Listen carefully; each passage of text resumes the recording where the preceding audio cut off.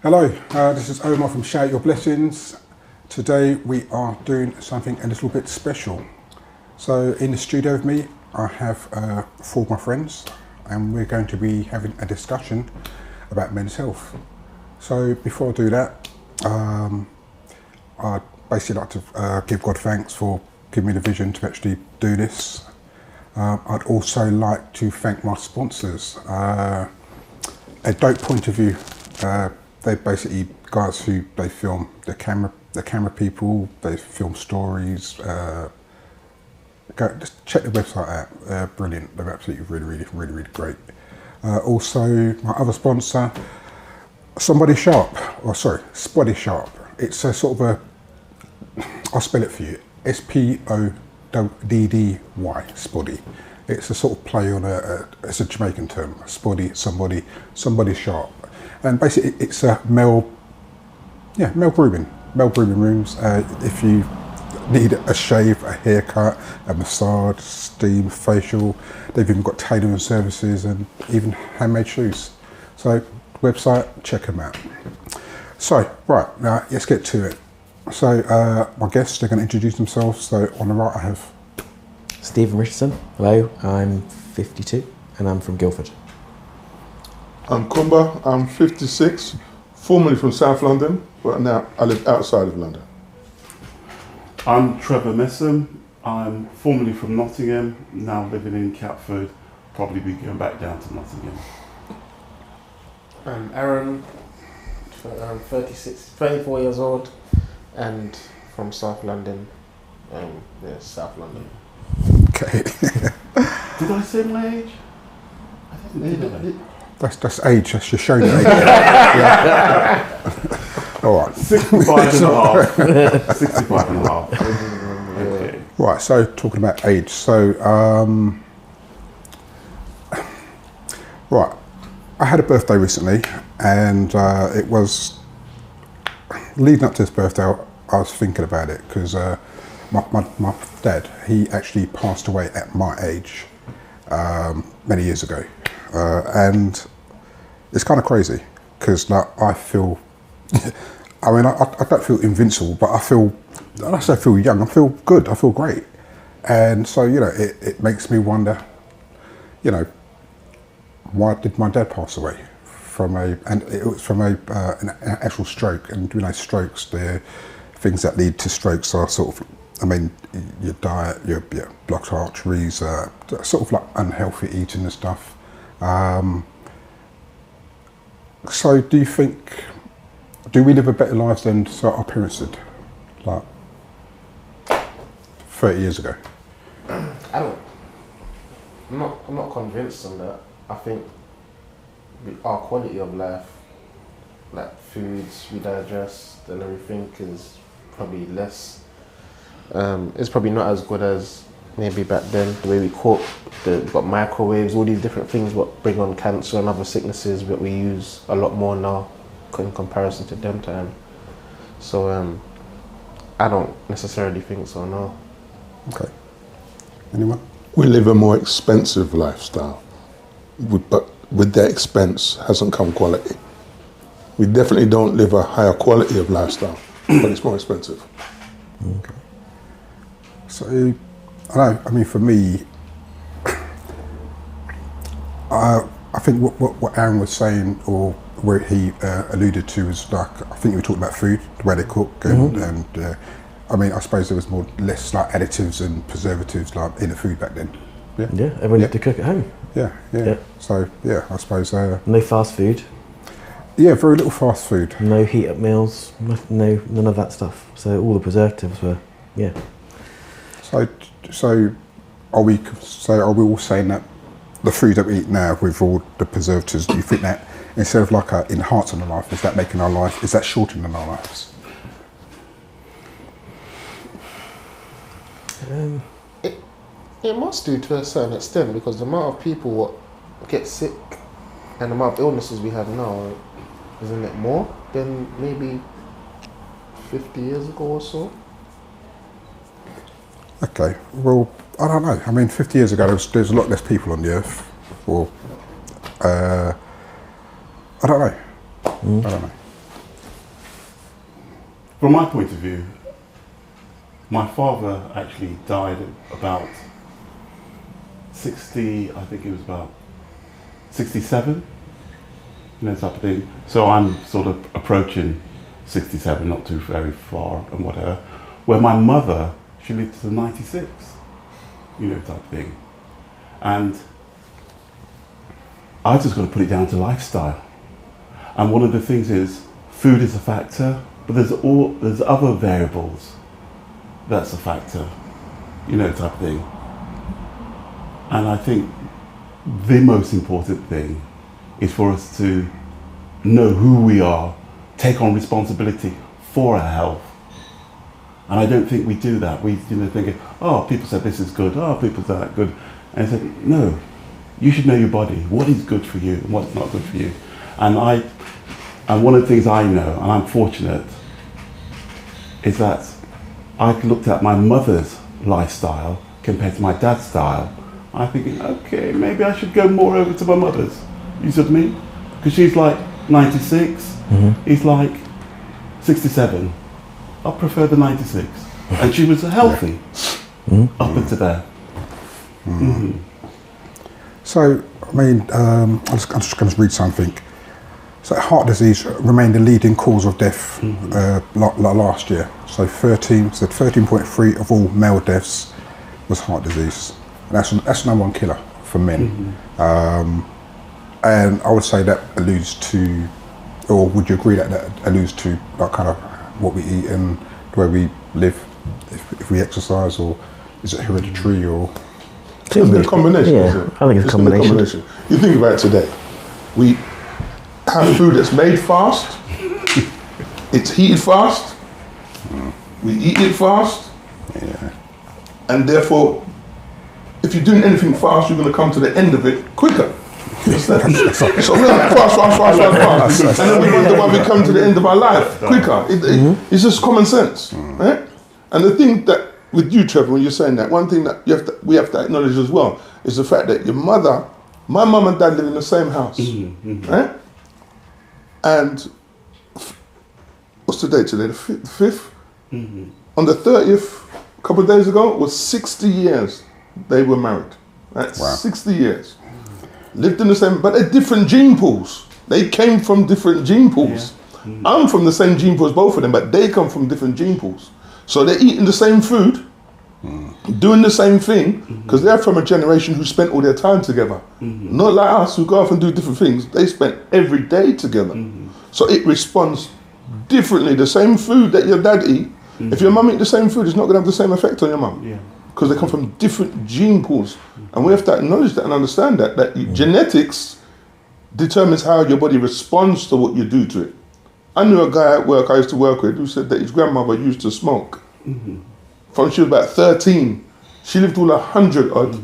She drink whiskey and she smoked. Now, if you tell her to stop smoking or stop drinking, it's bad for your health, she's going to laugh at you. But if you try that, it kill you at 50. Because your genes respond differently. Different people. And that goes back to what you said. It's about knowing yourself. I have to know that you can do it, but I can't necessarily do that. Just because I see you do that. And that's the problem. A lot of the time we see someone else do it, and we're going to go and jump and do it without understanding that his genes are going to respond differently to exactly the same thing, the same food. So skipping back to when I spoke about my father. So one of the reasons why my father passed away is because he didn't say anything, first of all. So when he was feeling ill, he had a tendency to just cover up and just hide it and just, carry on. And when I speak to my mum, I mean, had he said something, like, my mum would have made sure he's gone to the doctors and get checked out, and whatever sort of remedial thing that he needs to go through, he would have gone through. But I know for a fact that basically, I don't know if it's a Caribbean thing, or if it's just like a man thing.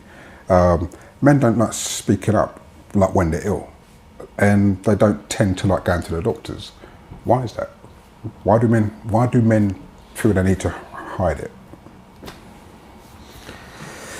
It's showing vulnerability, isn't it? You're not invincible. You're like everyone else. So you can get ill, you can have niggles. I mean, I think we've all done it. We've all had something a little bit wrong, and you just kind of leave it a few weeks, leave it a little bit longer, and then you just kind of get used to it, of having it. And I've had that with a muscle injury, and eventually when I got round, because it was starting to affect other bits of me. But then it took 6 months of physio to sort out. Whereas if I'd gone there when it first started, I might have only been going to physio for like a month. But you just try and man up and carry on, don't you? I think that's a very man thing to do. I don't know about the rest of you. No, but that is the terminology, isn't it? Man up. So we're not trained, we're not raised to look at our own weaknesses or acknowledge them. We're just not. If your dad, the same problems your dad had, if he saw you with those problems, he'd have run you to the hospital. Or if your mum said you had the same problem, he'd have run her to the hospital. But he's not designed to think that way. We're thinking now we can just, it's just a little niggle and you'll get over it. We always think that you can get over it. And then when we finally do, even some of the procedures that you might have to experience, if you do go to the hospital, they say, I ain't going, because I don't have to experience those kind of things. Because you spoke about the heart thing, one of the biggest ones that affects us today is the cancer one, right? But nobody don't want to go and get that cancer check because it's invasive. And you think it's just also a thing that they're scared? Yeah, Scared of like what they might, the outcome, what the doctor might say. And I don't think we're scared for ourselves. I think you're often scared for your family, because how they're going to respond. Because your dad, you're invincible. That's the way they're looking at you. I think, and having someone giving you a timeline on stuff like that as well. So if you go, let's say you've gone too late, and you've got 2 years. So dealing with that finite amount of life, potentially, I think would be incredibly difficult for you and everyone around you. So I think that's why a lot of people just kind of leave it. Because if they think they might know that there's something really badly wrong, but they just don't want to face up to that mortality. And Trev, what about you? Do you go to the doctors when there's something wrong with you? Or do you self-medicate? I'm a little bit of both, right? When I say a little bit of both. If I have a major bang, like a break a bone or something, I'm going to the doctors, because that's something in my world they're going to fix. You see what I mean, type thing. But there's other things, especially things that could be chronic. I know it's just down to me to change what I'm doing. You see what I mean? So this might sound silly. If I suddenly break out in spots and everything, I know they've been gorging on lots of chocolates and this and that and all that, right, okay? I'm not running to the doctors to get cream for the spots. I need to cut down on the junk, whatever. You see what I mean? Because I was getting sort of acid burns, stomach burns and everything. And people was just saying to me, go to the chemist or the pharmacy and get some milk and magnesia and all that thing. No, Trevor, stop eating the junk that's causing it, or stop, like I'll be watching a film or something late at night and I've got my chocolate biscuits, I've got my thing, and I'm feeling good, and I'm eating, I'm watching, and eating, and watching.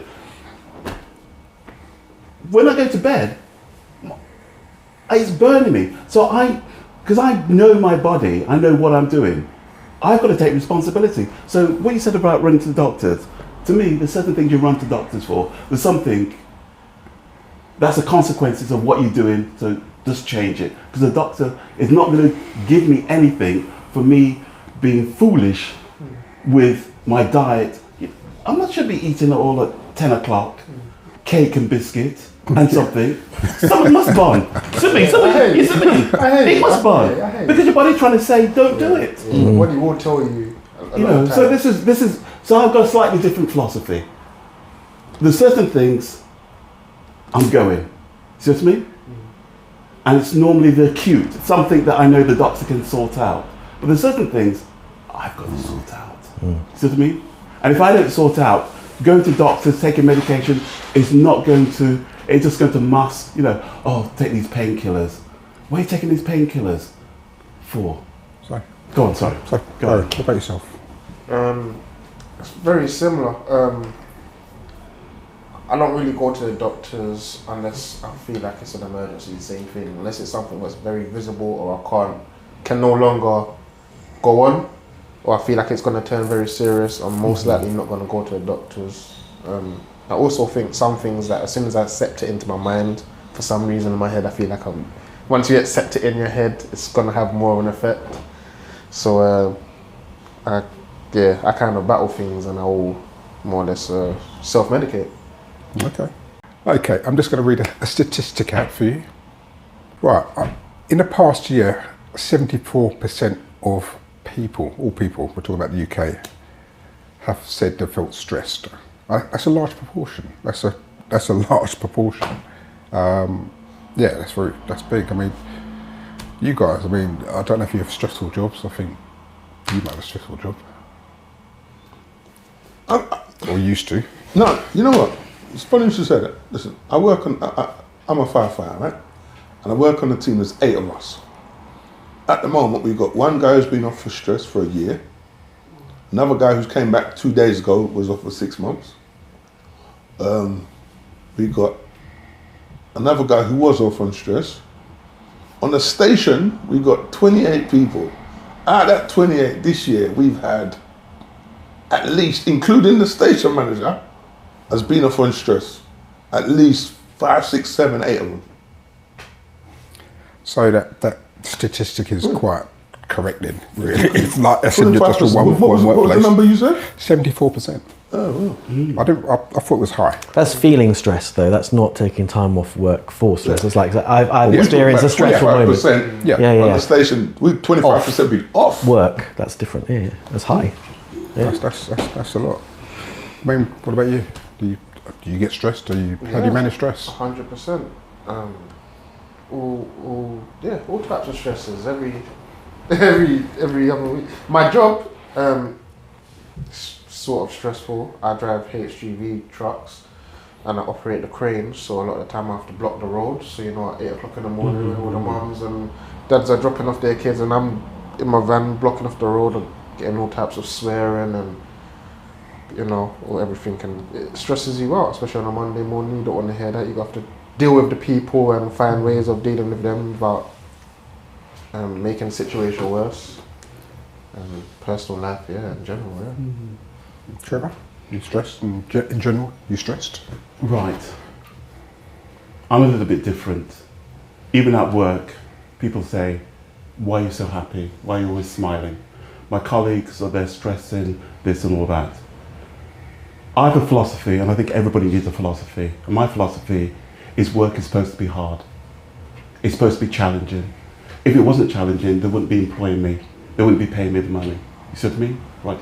So I accept that. So once I know it's going to be hard, then I don't have to get stressed out. You see, it might sound strange. And I think this comes out from, I had an opportunity when I went to university. I went to university in the 70s and I was in the OTC, Officer Training Corps. And one of the things about war, that's the ultimate in stress, where you have to kill people and be killed, okay? So you've got to be able to deal with situations. I'm not taking it personal, see what I mean? And it might sound strange. You control what you can control, what you can't control, you let it go. And so I don't take on the stress. Is my work difficult? Of course it's supposed to be difficult. I've got to be the teaching adult how to think differently. You see what I mean? All work's supposed to be difficult. That's why you're getting paid. And so, I wouldn't say all work is supposed to be difficult. No. What if it's not difficult? If it's easy, why are you there? So anybody else can do it. And this is what I say to my students. If you're in a situation where your work is not challenging, it's going to be automated. So I'll give you the example of people at checkout. Zoom, zoom, very easy, zoom, zoom. I can think about anything, what I'm going to have for dinner, where I'm going on holiday, zoom, zoom. I don't have to concentrate on nothing because I'm just zooming through. Next thing I go to Sainsbury's is giving me this gun. What's this for? You do the zimming. You do the scanning. We don't need all these people. You see what I mean? So my concept is, if you are in a challenging job and it's stressing you, that is an advantage. That's mean they need you. You know, if you're in something where it's easy, it's a thingy, you will be obsolete. Automaton, you're out of it. And this might sound strange. As a parent, this is the thing, right, okay? Bringing up children correctly is stressful. You see what I mean? It's supposed to be, because it's not easy. And this is why I've said everybody needs some type of philosophy, something that they can have that makes sense of the world. So this is what I say. Anything of value is going to cost. Are we willing to pay the cost? And sometimes we're not willing to pay the cost, and that's what causes us to have all sorts of breakdowns. I'm controversial here, I apologise. It's nothing about controversial. You've got a point of view. But what I'm trying to say, at work, I'm not stressed. People are asking me, why am I happy? It's because I've got a different mindset from a lot of other people. Okay. You see me? I've spoken to you before, and like you're cursing and blinding. That's harsh.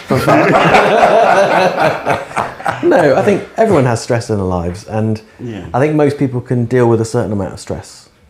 So whether that be like personal life or work, or family, or your drive to work every day, whatever it is, I think it's when all those things start coming together and they're stressful at the same time, that's when some people just can't deal with it. Right. And I think it's okay if you have a stressful job and then you go home to an idyllic home life where you can just let it all go, or your drive is on country lanes home where you can switch your brain off for an hour in the car and get rid of it. That's all good. But I think when you've got a number of things where you've had that time to de-stress and then you don't get that anymore, I think that can actually start affecting you mentally and possibly physically as well.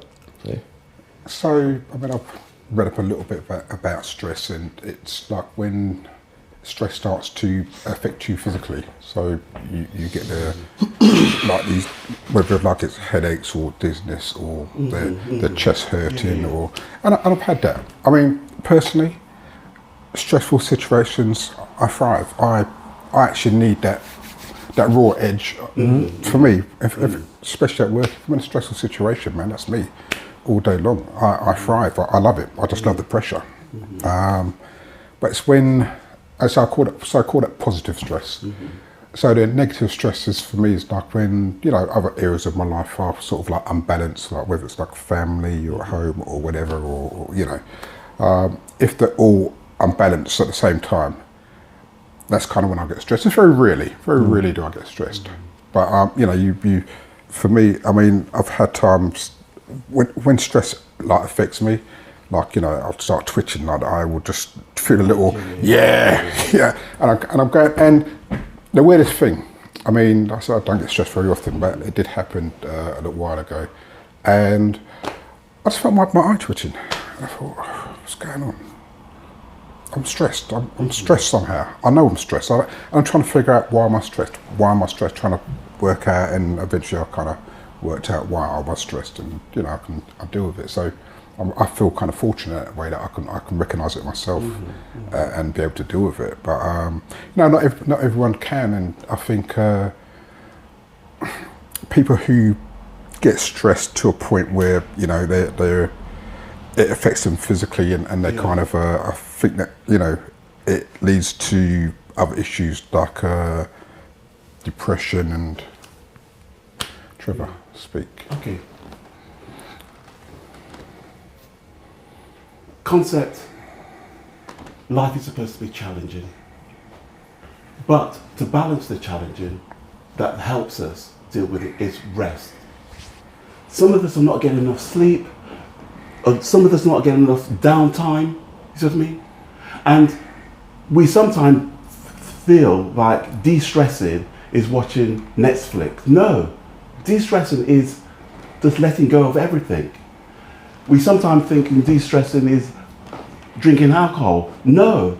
You said to me? No, but Trev, everyone's different. I know, Everyone's different. No. And you know what? Yeah. But what I'm trying to say to you, we can deal with it if we have proper downtime, but we don't give ourselves downtime. No, I get that, but what I'm saying, Yeah. downtime for like Aaron.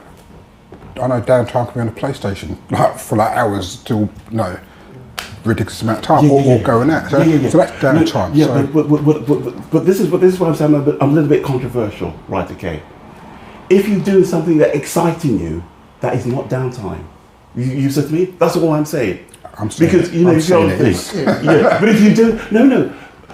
It's just like some people will say, I'm stressed, I'm going to drink alcohol, type of thing, and they'll believe that will.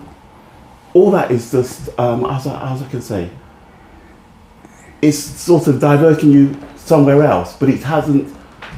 The best thing for stress is like sleep. You see what I mean? It's like.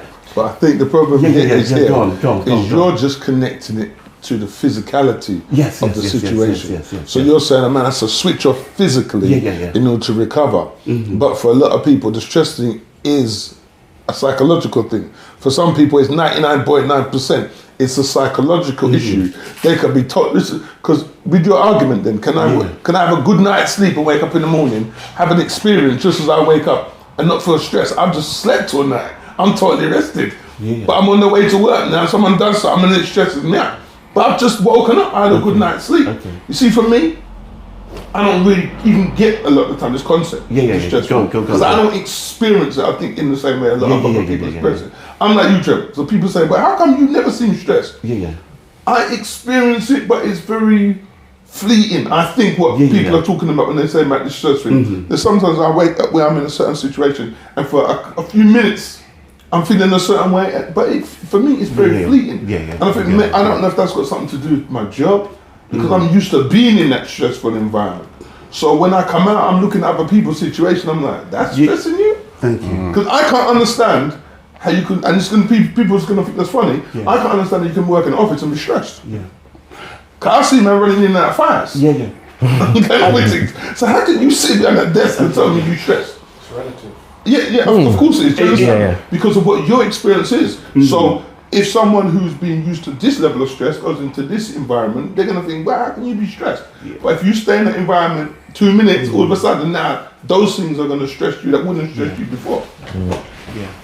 And that's why I do believe when people do things like sports, type of thing, they take the body somewhere and the body don't want to go there. And then when they stop, they get that relief. One of the things that blew my mind was when I first did my first parachute jump. So this was back in the 70s. Right, okay. I'm thinking I'm going to die, going to die, and jumped out, still going to die. Parachute opens up, poof. It's like, survive. That gave me a high, must be about 16 months. Like I can do anything, because I survived death. Then you put things in perspective. You see what I mean? So the spot in your nose is not a problem. Somebody going, oh Trevor, you're this, not a problem.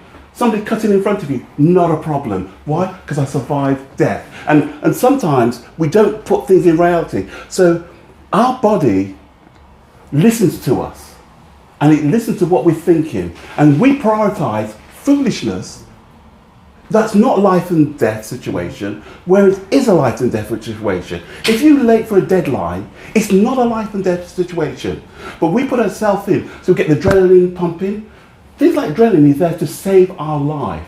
In emergency, switch off this and that, but too much will mash up our hearts, give us high blood pressure. You see what I mean? So we need to understand ourselves. And sometimes we don't understand ourselves. We don't understand that things are happening is there for our benefit. Because we don't understand it, we just go into this routine. And what I do believe is like, I don't know what to do. If you don't know what to do, find out. So that's why I'm a little bit controversial. So I have to stand back a little bit because But you see that physical rest thing, here's one. Yeah, go on. Because a lot of people like me, well, if I do experience anything like that, a lot of people say, they go to the gym. Yes. Right? So in the gym you ain't getting no rest. You're going to exert yourself in there more than anything else. You're going to come home tired. But for a lot of people, that's how they de-stress. Yes. A lot of man I know, that's where they de-stress. They go to the gym. I used to do that. Yeah, it's release. It's release. So you're actually burning off energy. Yeah, yes. You ain't trying to gain it, you're burning it off. So, yes. And it's true, it's true in relative, when you say relative, because life experiences will prepare you for what you can endure, as in terms of stress. Like I've seen someone get stressed over not getting a job, but I think, what's that? There's thousands of jobs, you can just go again. Whereas someone else, they've been in life, I've been in a few of them myself, life or death situations, and all these other situations. I know, but if I never got stressed in them situations, this little thing can't stress me. But it all comes down to your experiences. So, yeah. I might sound like I'm hogging this, but I'm just going to say this. No hogging, Trev. It's just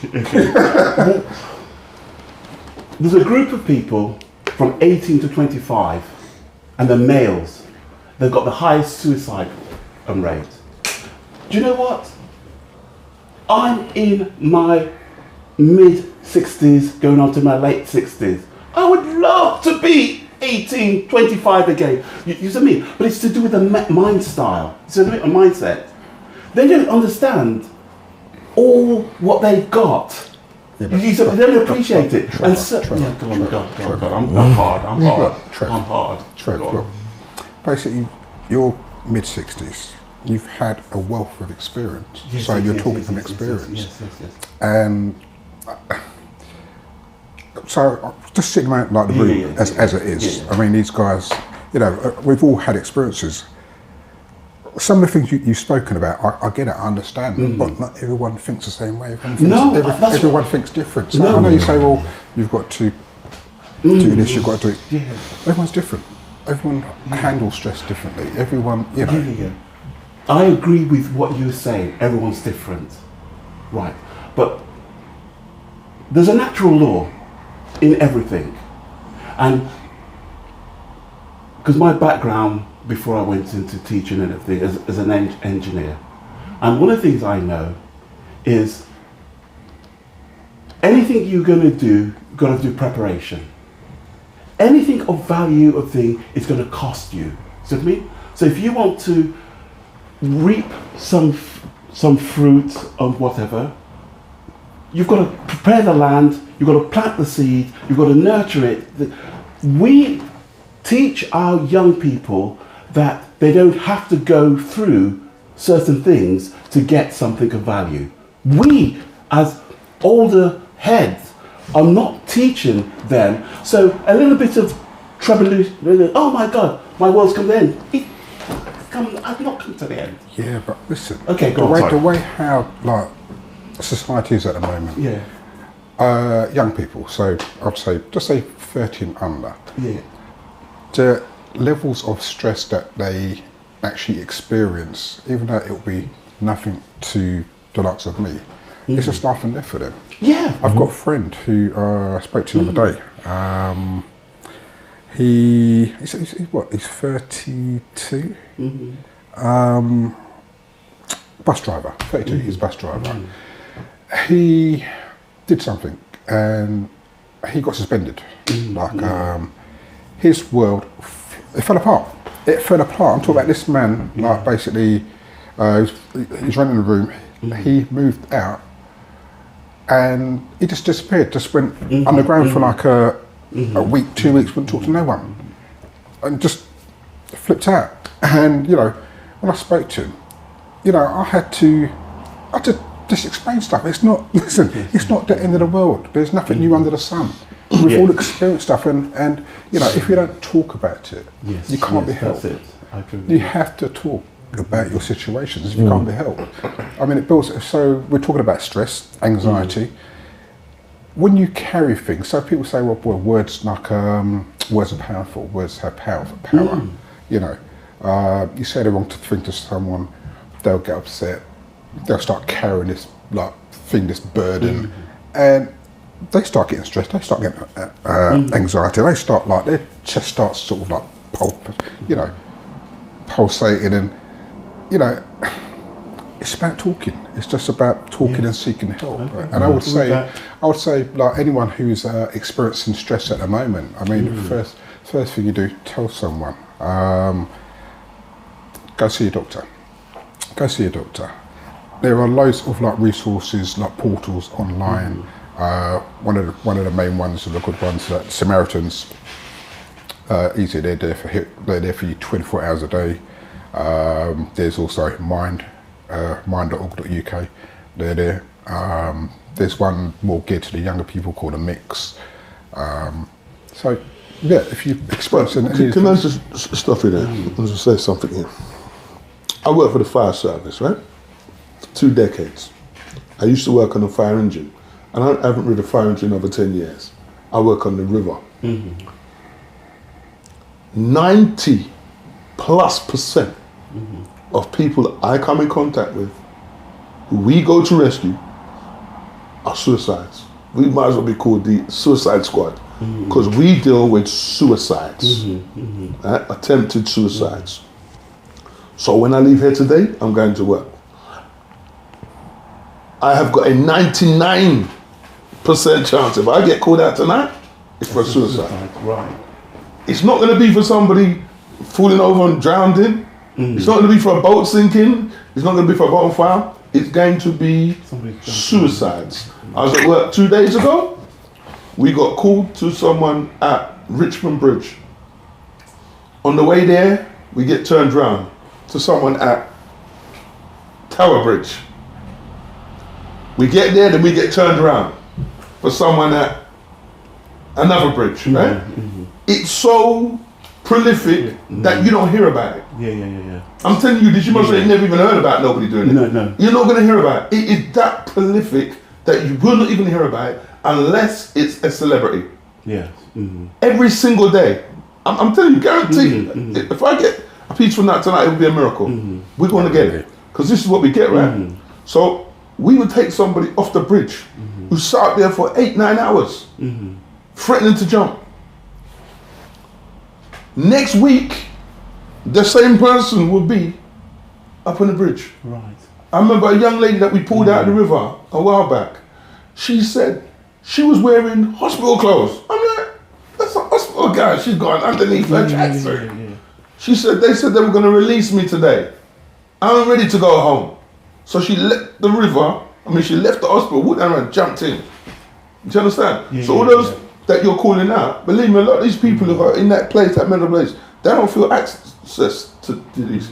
They're not aware of these organizations, or they don't feel that they have access to these organizations. Because I'm telling you, 90+%, that's what we do with the suicides. Because people don't talk. And do you know the irony of it? Here's the thing that really surprises me, is that in all the years I've been out there, I don't see men who look like me jumping in the river. I don't see it. I think one in 20 years, one in 15 years. Okay. I'm not saying they don't do it, but I haven't seen it. So we clearly deal with stress differently. You understand me? But I don't know why that is. It could be because the water's cold and we ain't trying to get in no cold water. No, for real. I'm telling you, stand out there and feel the cold there. I personally believe if they put a thermometer on the side of that river and let people know how cold it was, they wouldn't jump in. Well, just in case they don't die. Yeah, I was standing on that boat tonight and I would look down and feel that cold and thinking, what kind of a place is someone in? Yeah. That this looks like a better option. I was going to say there's another side to it, whereas some people look on it as they won't actually go and put themselves in a situation where they'll go and commit suicide, but they'll put themselves in a situation where they put their life in danger and they don't care about what happens to it. That's also a form of in suicide, my head, suicide. Yeah. But when you go and try and get therapy, and they will ask you, are you feeling suicidal? And often this is part of the decision on whether they go forward with the application or not. A lot of people are going to say no because they don't actually feel like they're going to kill themselves. But they're negligent to the point where they'll put themselves in situations not caring about their life, but they don't recognize that in that way.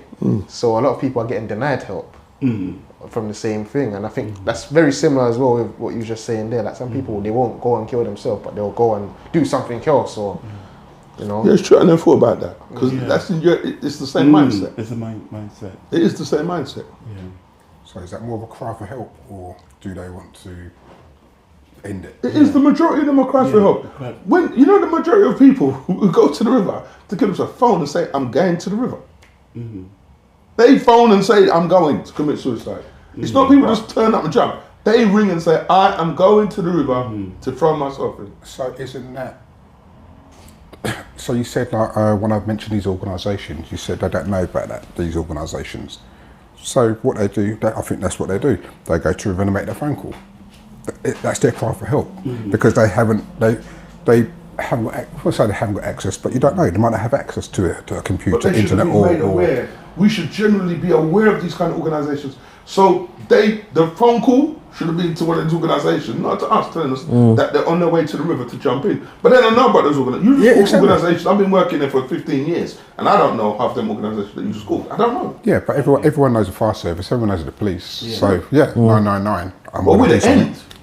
But that's it. But and I suppose that's what like Aaron alludes to. Like, but basically, you've got to be like at the end, your wit's place. I mean, Carves, a friend of mine who he was actually supposed to be on this panel. He works for the Samaritans, and when I interviewed him a couple of months ago, he said by the time that when people pick up the phone, often that's their last call that they're making. That's where they are. They're at the end, and you know he could spend like hours talking to them, but by the time he's covered the phone, and the majority of the time he would have talked them out of it and saved a life. But sometimes it doesn't happen. Sometimes I've got a friend whose 30-year-old son killed himself less than 2 months ago. Threw himself out of a window. Don't know why. Have no idea why. She has no idea why he killed himself. Okay. Didn't say anything, didn't leave no note, nothing. Threw himself out of a window. Sure. Yeah. Most of those organisations I don't know of. But what I do know of is that we as individuals are social beings. And we've got to a sense where it's me, and it should be we. One of the most important structures should be the family. Your brothers, your sisters, your mothers, your parents, your aunts, your uncles, something. But for some apparent reason, it's like family no big thing. To me, right, okay? But your friends, how you talk, what you talk to, we're getting too isolated. So I'll give you an example. I'm on some WhatsApp, and some people thought that I was a little bit brash. But when my mother died, and lots of people on WhatsApp are saying condolence, this and that, I was just getting so much. So I said back to my WhatsApp group, type thing, I said, I don't even know what the word condolence means. You know me, if you see me, give me a hug and talk to me.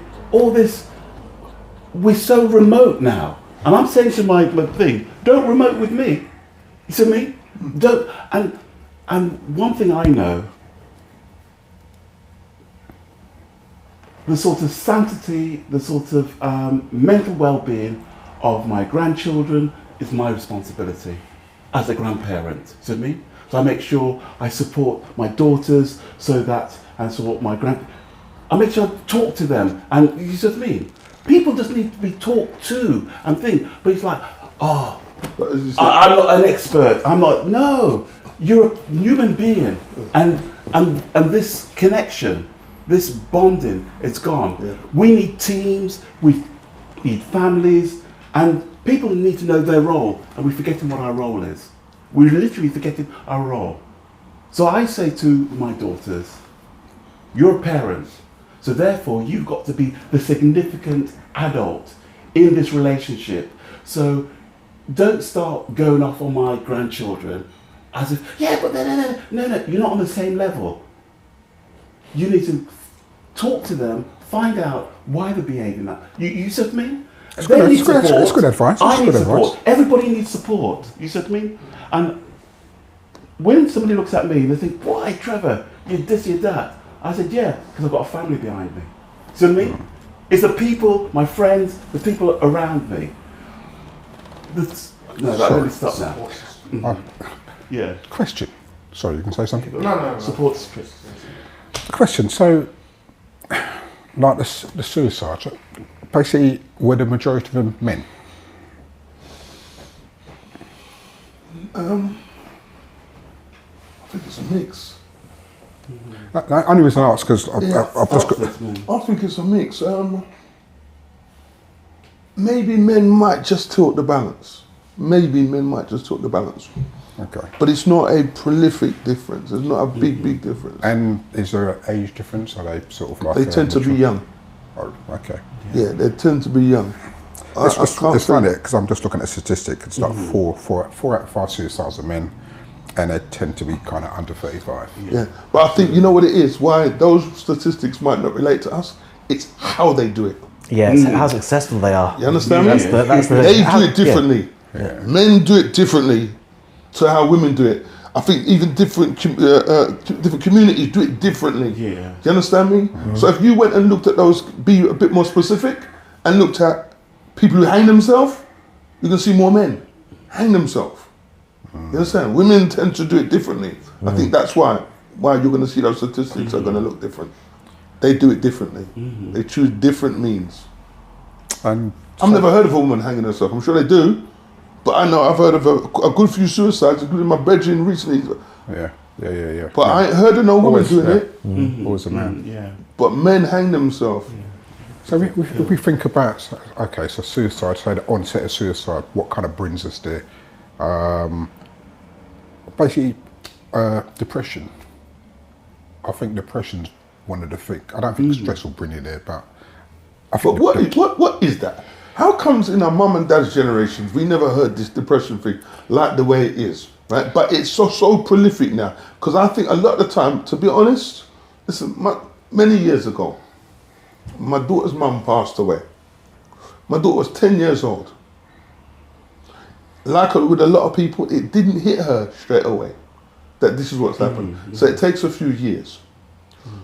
She comes home one day, she's about 13, 14, 15 at the most. And she says to me, Dad, I made an appointment, I went to the doctors, and the doctors gave me these. I'm like, what's that? Antidepressants. I said, what? She's about 15 years old at the most, say. They gave her this packet of antidepressants. I said, hold on, what did you tell the doctor? You went and told the doctor that you were feeling down because your mum died and it's just kicked in, and their solution was to give you antidepressants? Let me tell you something. The majority of these people who pull out the river, you know what they're on? Antidepressants. Because what the antidepressants do is they bring you up, Drop you down. and then they drop you down, they crash. So it's people coming off the back of those. But as a 15-year-old child, what did she need? She needed somebody to talk to. Yeah. And that's what she ended up having, and that's what solved the problem. Yeah. If she went to counselling, she had a counsellor she could sit down and she could talk with, problem solved. Yeah. But they wanted to medicate it. Medicating it causes a bigger problem. It's smooth it over, but that crack is going to get bigger and bigger and bigger. When that crack goes, bang. And then people a lot of the time don't even connect it with the fact that this person was on antidepressants a while ago. They're just saying, we don't know why this person's killed themselves. Yeah, go look back and see what happened. Yeah, I'll go with Majority of those people, believe me, are medicated that we pull out. So I mean, okay, so maybe not on that level, but us. I mean, do you guys suffer from depression? Little spat? Do you feel low, down? I've suffered from depression.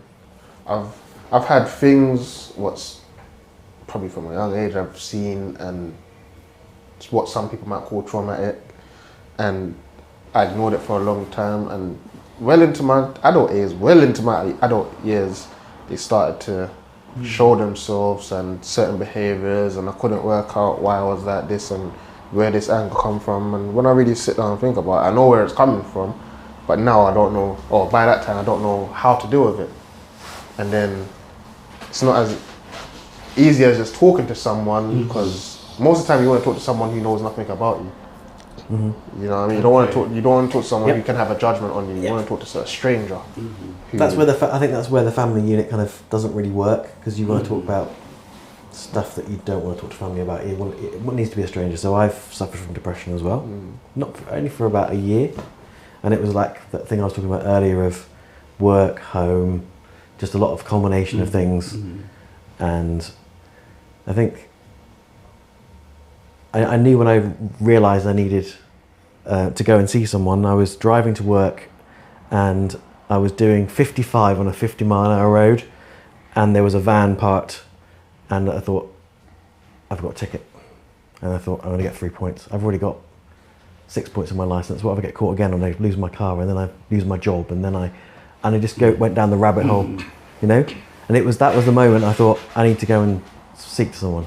So I went and went to a counselling and got a therapist and talked through all the stuff that was going on. I mean, I know that's a far cry from what you do with your work. Do you know the funny thing about it? Because I'm sitting here and I'm trying to define it.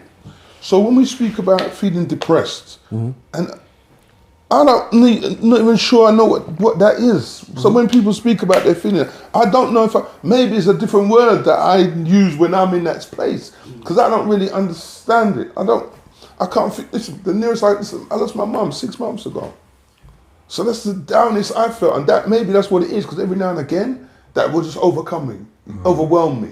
So if that's what that is, then I get it. I feel like feeling that all the time and getting thoughts that you can't get out of your head. So it goes round and round and round. See, I've and never experienced that. Yeah. I don't think I've ever experienced that. See, whenever I feel something, like when my daughter said that she felt depressed, and some people would say this is harsh, right? But I said to her, listen, your mum would do anything right now to be going through whatever you think that you're experiencing. So don't come back and tell me nothing about this depression thing. You understand me? And then I look back on friends that I've got, that I buried, friends and family, and I'm thinking, on my worst day, my friend, my family would swap places with me right now just to be here. So I'm not sitting there talking, I'm complaining, I'm depressed. And I genuinely look at it like that. I'm thinking, yeah, my cousin boy died at 22. Would he swap with me right now? Yeah, of course he would. In a heartbeat. So am I sitting there with this life that I've been given, talking about I'm depressed? No. So don't get me wrong, I think I experienced what we're talking about, but it's brief for me. It really is brief for me. It's a fleeting thing, it's a thought, and I'm like, nah. And I deal with it and it's gone.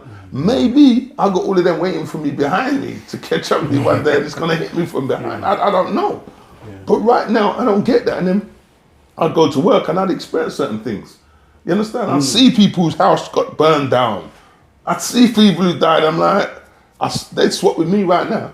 Can you imagine I go and see someone, or I pull someone out of the river, right? I'm pulling someone out of the river, I'm pumping on your chest. You don't make it, and I'm going to go home and complain because something went right. Someone done something, or I didn't get this, or I didn't get a promotion. Come on now. It don't make sense to me. You understand me? It doesn't make sense. But yet I can understand that when people experience certain trauma, certain traumatic things, how that's going to play on you. But I'm blessed that I haven't had a lot of them, those things that man might consider to be traumatic. You understand me? But yet growing up as a young black boy in South London, some of the stuff that we went through. So to me, even with the younger generation, when they're complaining about it, nah man, you ain't been through no stress. You ain't been through nothing. You ain't been through nothing, because the stuff that we was going through when we was growing up, at home and out on the road.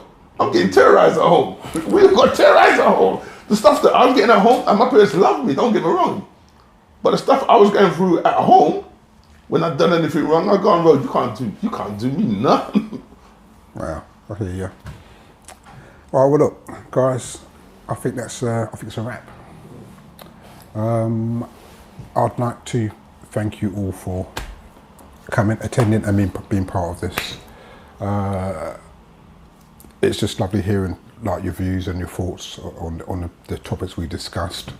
So for our audience, so if you've experienced any of these things, so depression, suicidal thoughts, stress, first thing, there's resources available.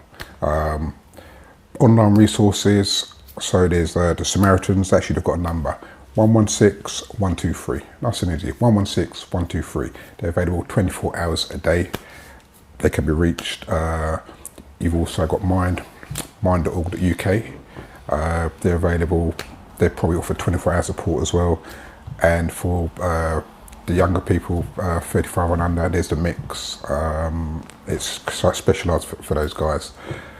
I'd like to, so as well as thanking my guests, I'd like to thank A Dope Point of View, who's basically doing the camera work. Brilliant job, guys. I thank you very much. And also the second sponsor who provided this setting, Smoddysharp. I will post the address basically under the video, so you can all see and basically come down and visit. Thank you. Thank you. Thank you.